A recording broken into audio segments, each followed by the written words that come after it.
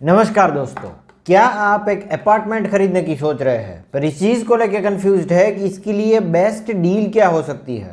Resale में अगर आप कोई अपार्टमेंट खरीद रहे हैं, फ्लैट खरीद रहे हैं, तो इसमें मतलब नेगोशिएट कैसे करें ताकि मार्केट प्राइस से भी कम में हम इसे खरीद सकें। तो अगर आप डिटेल में इन सभी चीज़ों के बारे में जानना चाहते हैं तो इस वीडियो को पूरा देखें और मेरी चैनल सिविल इंजीनियरिंग फोरम को सब्सक्राइब जरूर करें।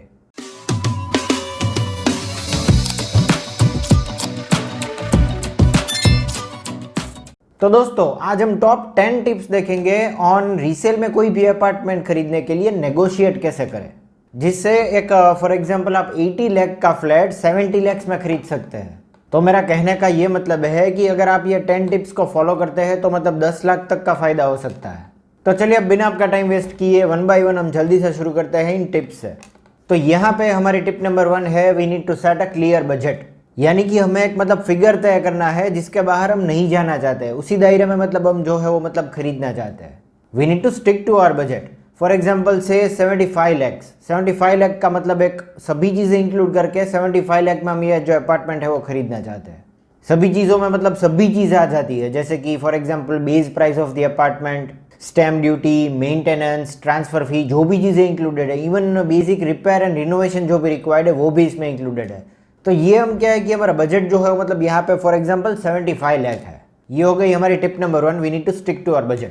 Then after our tip number 2 is list down your requirements. यानी कि कोई भी अपार्टमेंट जो है वो फिक्स करने से पहले, उसका टोकन देने से पहले हमें क्या है कि एक रिक्वायरमेंट का लिस्ट बनाना है। जो भी चीज़ें हमारे रिक्वायर्ड है, मतलब बेसिकली फॉर एग्जाम्पल एक फ्लैट में हम 3 बेडरूम और किचन का अपार्टमेंट जो मतलब एक्सपेक्ट कर रहे हैं, जिसमें मिनिमम कारपेट में भी अबाउट 1100 स्क्वायर फीट, मतलब 1100 स्क्वायर फीट का आप कारपेट चाहते हैं। बजट तो आपका तय हो ही गया है, जिसमें dining space, kitchen space, 3 bedroom मतलब स्टैंडर्ड साइज़ के बेडरूम्स है, गैलरीज है, अच्छा वेंटिलेशन है, वॉश एरिया है। तो मतलब ये बेसिक आपकी रिक्वायरमेंट्स हो गई। तो उसका एक लिस्ट करना है आपको। जब भी जहाँ पे भी आप मतलब अपार्टमेंट्स देखने जाओगे वहाँ पे बेसिक इतनी रिक्वायरमेंट्स तो आपको फुलफिल चाहिए ही चाहिए।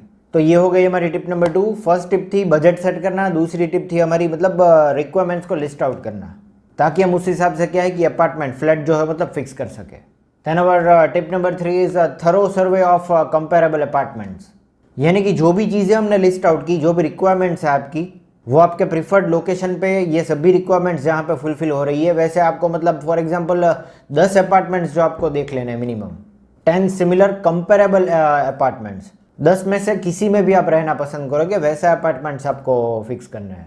ये 10 फॉर एग्जांपल मैं आपको बता रहा हूँ, इट में बी 8, इट में बी 12, इट में बी 5, मतलब आपके हिसाब से आप मतलब जो भी उस प्रिफर्ड लोकेशन पे प्रिफर्ड रिक्वायरमेंट्स वाले अपार्टमेंट है वो आपको मतलब फिक्स करके रखने हैं। You need to make a diary, क्योंकि क्या है कि 10 अपार्टमेंट्स अगर आपने देखे हैं तो सभी चीज़ें आपको याद नहीं रहेगी, किसमें कितना मेंटेनेंस है, कितना मतलब रिनोवेशन रिक्वायर्ड है, क्या कारपेट है, डॉक्यूमेंटेशन, ये सभी चीज़ें आपको लिस्ट डाउन करनी है वो डायरी में।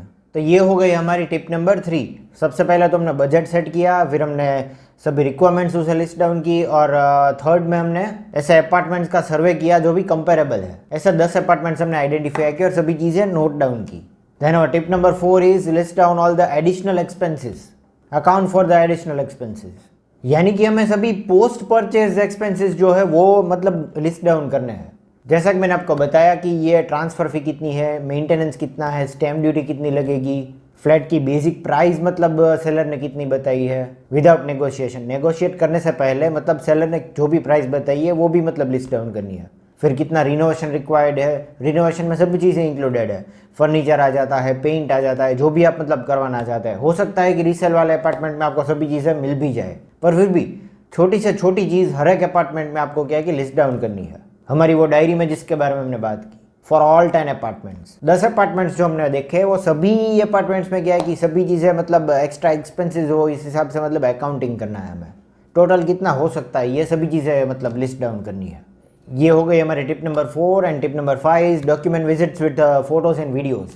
यानी कि जब हम पहली बार ये अपार्टमेंट जो है वो विजिट करेंगे तब हमें क्या है कि इनके सभी फोटोज़ और वीडियोज़ खींच लेना है। वो मतलब we need to take a record of this, ताकि क्या है कि दूसरी बार हमें इसके स्पेसिफिकली ये चीज़ें याद रखने के लिए क्या है कि फिर से विजिट ना करनी पड़े।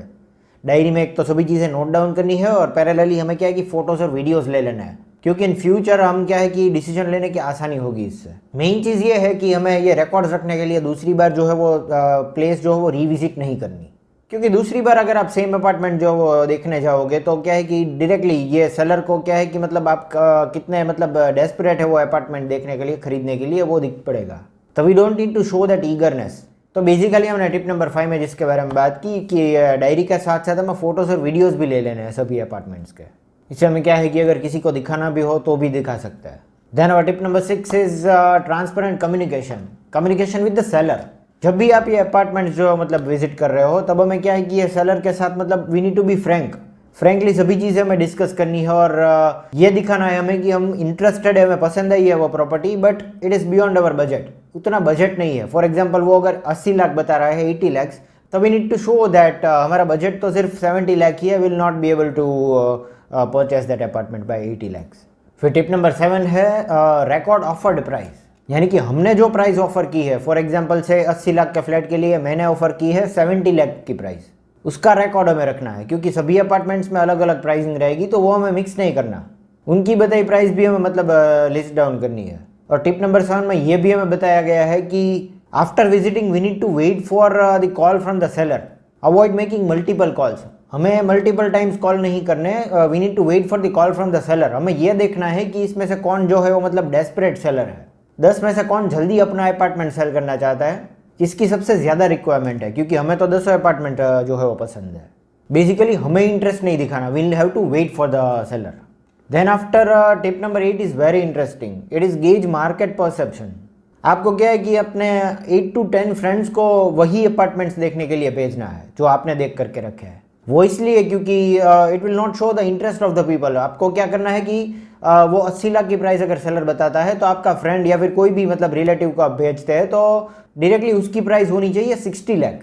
80 लाख के फ्लैट की वो डायरेक्टली ऑफर करेगा 60 लाख। ऐसे आपको 8 से 10 लोग भेजने हैं हर एक अपार्टमेंट में। उससे साइकोलॉजिकली ये होगा कि सेलर ये सोचेगा कि उसके अपार्टमेंट की वैल्यू ही नहीं है जो वो सोच रहा है 80 लाख, 80 लाख। इवन कोई भी इसके 70 लाख देने के लिए राजी नहीं है जो हमारी ऑफर्ड प्राइस थी। Basically this will impact the seller's perspective on the property's value. Then tip number 9 is wait for the seller's call. इसके बाद क्या होगा कि सेलर आपको सामने से कांटेक्ट करेगा। 10 में से जो भी डेस्परेट सेलर है जिसके बारे में हमने बात की, वो क्या है कि सामने से आपको कांटेक्ट करेगा। तब जा करके आपको क्या है कि वो प्लेस फिर से रिविजिट करनी है, ये बता करके कि आपको मतलब अपार्टमेंट अच्छा तो लगा था पर वो ओवर बजट था, इसीलिए आप क्या है कि सामने से गए नहीं। और फिर से आपको वही करना है, आपको 70 लाख जो भी हमने तय किया था वही प्राइस बता करके निकल जाना है। ऑब्वियसली जिस किसी ने भी 80 लाख प्राइस सेट की है वो इमीडिएटली आपको 70 लाख में तो सेल नहीं करेगा। तो फिर से आपको क्या है कि वो अपार्टमेंट देख करके निकल जाना है। And tip number 10, patience is the key. फिर से हमें मल्टीपल कॉल्स नहीं करने, will have to wait for the seller to call. Indirectly आप मतलब किसी भी चीज़ को लेकर के कॉल कर सकते हैं पर you don't need to show that desperacy, you will have to wait for the seller to call you. Seller आपको फिर से कॉल करेगा तब जा करके आपको मतलब नेगोशिएट करना है। और फिर बेसिकली 70 लाख के सामने हो गया कि 72 लाख में तो एटलीस्ट वो मान ही जाएगा, 10 में से कोई एक तो मान ही जाएगा। And even there might be a room for further negotiation. आप इससे भी ज़्यादा नेगोशिएट कर सकते हैं based on your skills and even seller's requirement. उनकी रिक्वायरमेंट कंसिडर करें तो हो सकता है कि इससे भी सस्ता पड़े अपार्टमेंट आपको। तो दोस्तों ये थी top 10 tips on how to negotiate for a resale apartment. उम्मीद करता हूँ आपको हमारा यह वीडियो इन्फॉर्मेटिव लगा, और अगर ऐसा है तो इसे लाइक कर दीजिए और मेरी चैनल सिविल इंजीनियरिंग फोरम को सब्सक्राइब जरूर करें। This is all for today, thank you for watching.